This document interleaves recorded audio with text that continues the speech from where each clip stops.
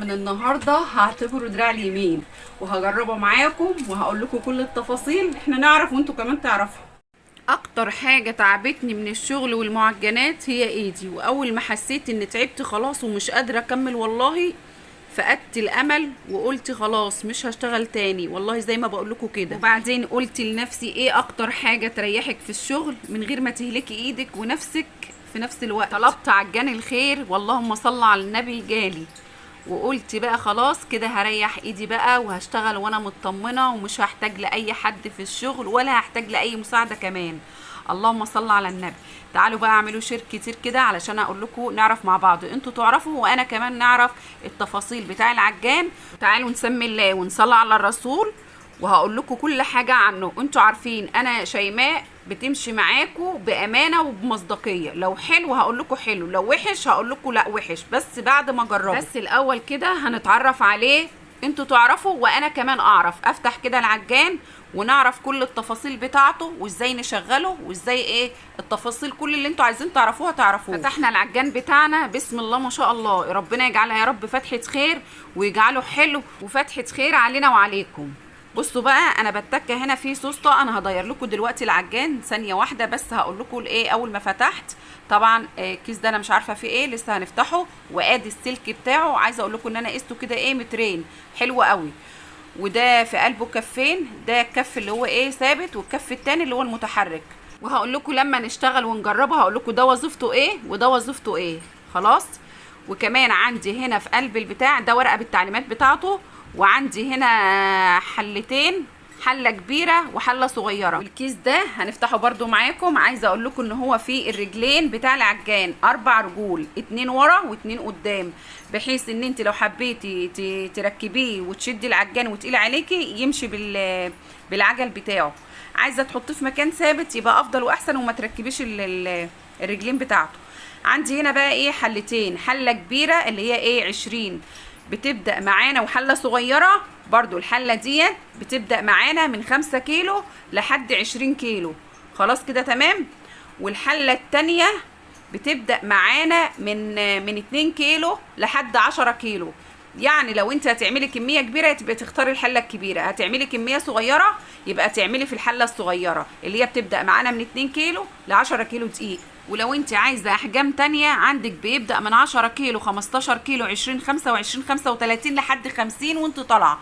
عايزه الحجم الكبير الحجم الصغير ده على حسب شغلك او على حسب المشروع اللي انت عاملاه وعلى حسب الكميات اللي انت بتستخدميها في الشغل. وممكن كمان لو انت متجوزه في بيت فلاحين او هتتجوزي في بيت فلاحين وعارفه ان هم بيعجنوا كتير وبيستهلكوا شغل كتير في المعجنات تقدري تجيبي العجان ده، بس لما اجربه الاول واقول لكم ايه المميزات والعيوب اللي فيه. بس بعد ما نعمل الفيديو التعريفي ده انا اتعرف عليه وفي نفس الوقت يكون بعرفكم عليه تمام. ولو انتوا عايزين تستفسروا اكتر وتعرفوا كل حاجه عنه هسيب لكم اول تعليق اللينك تستفسروا عن اي حاجه انتوا عايزين تعرفوها من ناحيه السعر من ناحيه كل حاجه هم يقولوا لكم عليه. عايزه اقول لكم الثلاث بتاعتي اللي ورا دول بنحط عليهم السلك، بنعلق عليه السلك تمام. وادي العجان بتاعنا بسم الله ما شاء الله، ده الزرار بتاعه عادي جدا زي الغساله العاديه بالظبط تمام.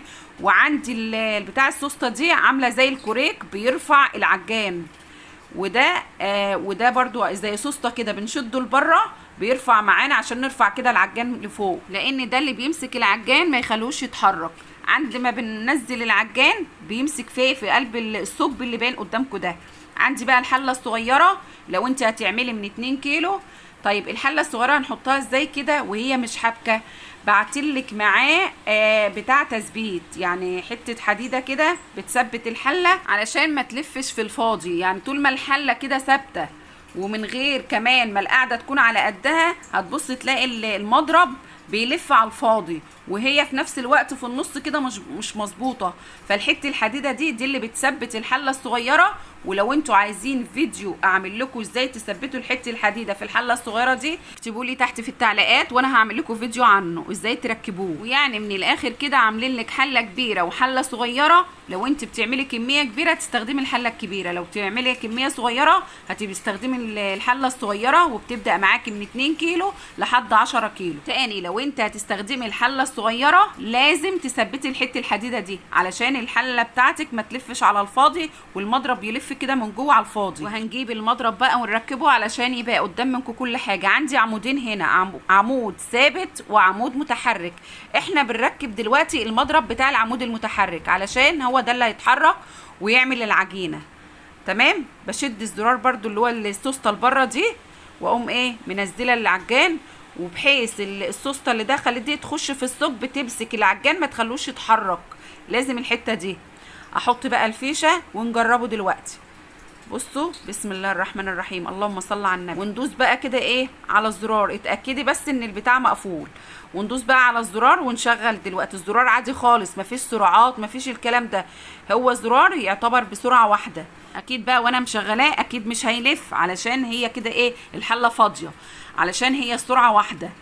لما بتبداي تحطي العجين هيبدا يلف معاكي واحده واحده بالراحه، وهتبص تلاقي الايه الحله بتلف معاكي كمان. طيب لو انت هتستخدمي الحله الكبيره بنستخدم معاه الكف التاني اللي هو الثابت، اللي هو الكف ده، بحيث يلم العجينه معاه، لان الحله بتبقى كبيره والعجين بسم الله ما شاء الله بيبقى في قلب الحله كلها. ده لو انت هتستخدمي الكميه الكبيره. صليتوا بنا على النبي يا اولاد. لو حابين تستفسروا عن اي حاجه ممكن تسالوهم هيفيدوكوا اكتر عني. تمام. هجيب بقى الحله الكبيره دلوقتي برضو وهنجربها معاكم. بصي بقى الحله الكبيره طبعا ملهاش تثبيت ولا حاجه، القاعده بتاعتها على قد الحله الكبيره، هم عاملين الحته الحديده التثبيت للحله الصغيره علشان مش نفس القاعده بتاعت الحله الكبيره. انا هنا وانا بركبها وبعد ما شغلت تتاكدوا بس ان الايه السوسته بتاعت العجان دخلت كويس في الثقب، وشغلوا بقى بالزرار. بقول هي الحله هنا ما بتلفش ليه، وعماله الف بيها بايدي واعمل بايدي. بصراحه رنيت عليهم ناس محترمه جدا، بقيت اقول لهم ليه مش بتلف زي ما بشوفها بتلف كده. قالوا لي عندي ما تبداي تحطي العجينه والمكونات بتاعتها بتبدا الحله تلف معاكي واحده واحده، والزرار واحد والسرعه واحده، بتبدا هي تتحكم مع نفسها كده عند ما بتحط المكونات بتاعتها واحده واحده. وعايزه اقول لكم بجد ناس محترمه جدا جدا جدا فوق ما تتخيلوا. وقت ما ترن لو نص الليل بيردوا عليه. اي حاجه بتقف معايا وانا بشغلها كنت برن عليهم بصراحه، يقولوا لي اعملي كذا واعملي كذا. ركبت الكف التاني وشغلنا برده كله قدام منكم عمل الكف الثابت والكف التاني متحرك. المتحرك ده اللي بيعجن وبيعمل كل حاجه، اما الثابت ده بيرد الدقيق والعجينه والكلام ده علشان بحيث العجينه كلها تختلط مع بعض. ومن الاخر كده عايزه اقول لكم ان انا فرحانه جدا. عجان الخير جالي، مش هحتاج لاي مساعده ولا هحتاج لاي حد.